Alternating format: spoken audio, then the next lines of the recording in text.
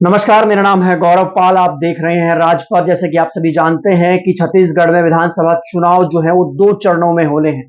पहले चरण का मतदान 7 नवंबर को और दूसरे चरण का मतदान 17 नवंबर को होना है। ऐसे में छत्तीसगढ़ में सभी राजनीतिक दलों ने अपनी-अपनी कमर कसी हुई है और छत्तीसगढ़ में सभी राजनीतिक दल अपने-अपने समीकरण बनाने में लगे हुए हैं। नेता जो हैं वो एक पार्टी से दूसरी पार्टी में जा रहे हैं और हर पार्टी अपना चुनाव जो है वो मजबूत करने की कोशिश में लगी हुई है। बड़ी खबर आ रही है छत्तीसगढ़ के सारंगढ़ विधानसभा से, जहां से बसपा प्रत्याशी नारायण रत्नाकर के समर्थन में एक सभा हुई और जिस सभा में 200 से ज्यादा कांग्रेस और भाजपा के कार्यकर्ताओं ने बहुजन समाज पार्टी की सदस्यता ली है। जी हां, छत्तीसगढ़ के सारंगढ़ से बसपा ने प्रत्याशी बनाया है नारायण रत्नाकर को और वहां पर 200 से ज्यादा कांग्रेस और बीजेपी के कार्यकर्ताओं ने जो बसपा सुप्रीमो मायावती जो है उनकी नीतियों से प्रभावित होकर बसपा की सदस्यता ली है, जिससे सभी राजनीतिक पार्टियों को वहां पर उस सीटों पर झटका लग चुका है। तमाम चीजें जो सामने खुलकर आ रही, हमने बात करने की कोशिश की जब वहां के जो प्रभारी हैं मनीष आनंद ने, तो उन्होंने बताया कि ये जो सारंगढ़ सीट है इससे बसपा का जो जनाधार है वो काफी मजबूत होता नजर आ रहा है।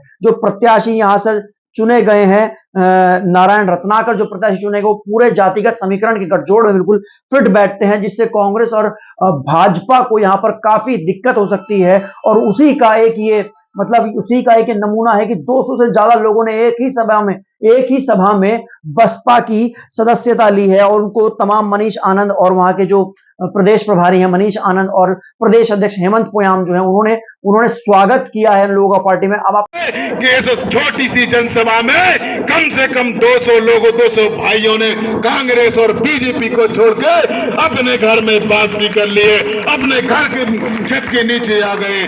मैं से तमाम बहुजन समाज पार्टी में जो शामिल हुए हैं उन तमाम मनीषियों को, उन तमाम कार्यकर्ताओं को, उन तमाम जुझारू साथियों को जो कांग्रेस और बीजेपी को छोड़कर आए हैं, मैं हृदय से दोनों बाहें फैलाकर आपका स्वागत अभिनंदन करता हूं। साथियों, यहाँ बहुत सा हमारा युवा बैठा हुआ है और मैं युवा को संबोधित करके कहना चाहता हूँ, क्योंकि मैं भी युवा हूँ, मेरा जिले का अध्यक्ष भी युवा है, हमारे साथ में बैठे लोग भी युवा हैं, कि संघर्षों के साये में इतिहास हमारा पलता है। जिस ओर जवानी चलती है उस ओर जमाना चलता है। सम्मानित साथियों, ये निश्चित ही मान लीजिए कि आने वाला जो 17 तारीख है, जो 17 तारीख को इस विधानसभा में आप लोग किसी का भविष्य लिखने जा रहे हो, आप लोग इस विधानसभा का विधायक बनाने जा रहे हो। लेकिन मेरा आपसे पुरजोर अपील है, जो नए लोग शामिल हुए हैं, जो नए साथी हमारे साथ में शामिल हुए हैं, उनसे मैं आपको अपनी बातों संबोधित करना चाहता हूं कि घर घर जाकर, गांव गांव जाकर, दाढ़ी दाढ़ी पारा पारा जाकर इस बात को समझा देना कि जो मध्य प्रदेश में आग लगाई है बहुजन समाज पार्टी में, वही आग तुमको इस विधानसभा सारंगढ़ में लगाना है। बोलो मेरे भाइयों, इस आग को लगाने का काम करोगे कि नहीं करोगे? अपना विधायक बनाने का काम करोगे कि नहीं करोगे? अभी हमारे जिले के प्रभारी ने एक नारा दिया था कि हमारी जो लड़ाई है वो नोट वालों से है, और हम लोग कौन हैं? वोट वाले लोग हैं। तो हमारी लड़ाई किससे है? नोट वालों से। इसीलिए हम नोट भी देंगे और वोट भी देंगे और अपने रत्नाकर जी को चुन के देंगे।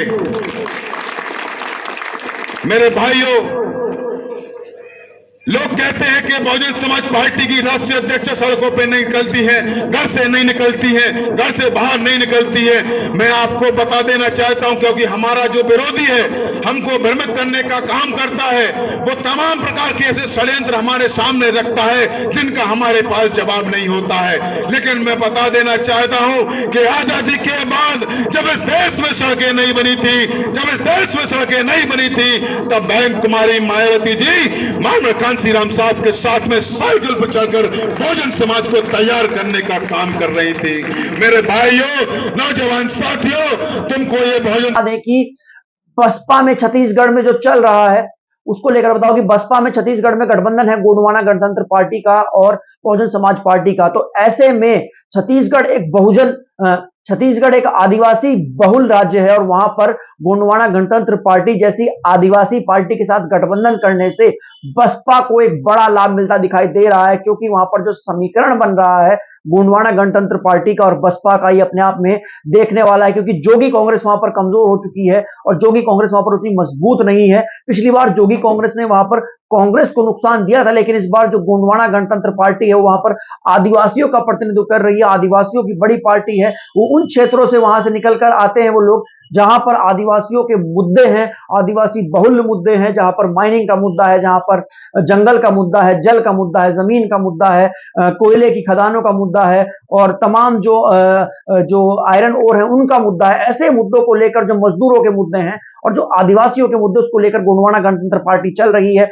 बसपा उसके साथ गठबंधन में और दोनों पार्टियों का गठजोड़ जो है वो वहां पर बहुत मजबूत होता नजर आ रहा है, जिससे भाजपा और कांग्रेस को दिक्कत होती दिखाई दे रही है, क्योंकि जो आदिवासी बहुल क्षेत्र में अगर आदिवासी वोटर जो है वो बसपा के साथ है, वो पार्टी जो आदिवासी विचारधारा को लेकर चलती है वो बसपा के साथ है। ऐसे में बहुजन समाज पार्टी का चुनाव वहां से बहुत मजबूत हो गया और हमेशा से एक मांग रही है छत्तीसगढ़ में, जिसमें वहां से बात होती रही है कि आदिवासी मुख्यमंत्री बनाया जाए। तो बसपा सुप्रीमो मायावती पहले ही घोषित कर चुकी है कि अगर उनकी सरकार और गोंडवाना गणतंत्र पार्टी की सरकार छत्तीसगढ़ में आती है तो एक आदिवासी को मुख्यमंत्री बनाया जाएगा, जो कि अपने आप में एक बड़ा मुद्दा है। और छत्तीसगढ़ में और बड़े बड़े मुद्दे हैं जिसको लेकर गोंडवाना गणतंत्र पार्टी जो है वो लीड करती है, बसपा जो वहां पर उसको लीड करती है। और जिस प्रकार से ये समीकरण, एक गठबंधन वहां पर बना है, उसे जाहिर सी बात है भाजपा और कांग्रेस को दिक्कत होती दिखाई दे रही है, क्योंकि भाजपा और कांग्रेस जो है वो आदिवासियों के मुद्दों को लेकर बहुत बार फंसती नजर आई है। अभी कुछ समय पहले भी छत्तीसगढ़ में कांग्रेस सरकार को लेकर आदिवासियों ने एक बड़ा मोर्चा निकाला था। राहुल गांधी की भी खिलाफत उस मोर्चे में हुई थी, क्योंकि राहुल गांधी ने तमाम जो आदिवासियों के मुद्दे उसको लेकर जो वादा किए थे वो पूरे नहीं किए थे।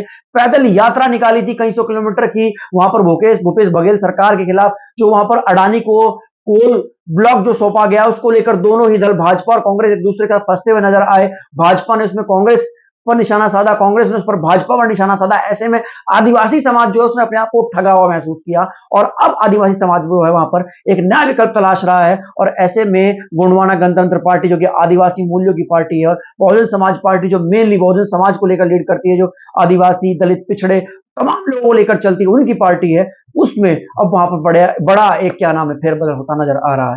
जी हाँ, ये जो सारंगढ़ की खबर है, जहां पर जो प्रत्याशी हैं, बसपा प्रत्याशी हैं, उनके समर्थन में जो 200 से ज्यादा जो भाजपा और कांग्रेस के जो लोग थे उन्होंने बसपा ज्वाइन किए, उसी का एक नतीजा है कि लोग अब बहुजन समाज पार्टी और गोंडवाना गणतंत्र पार्टी की ओर आ रहे हैं।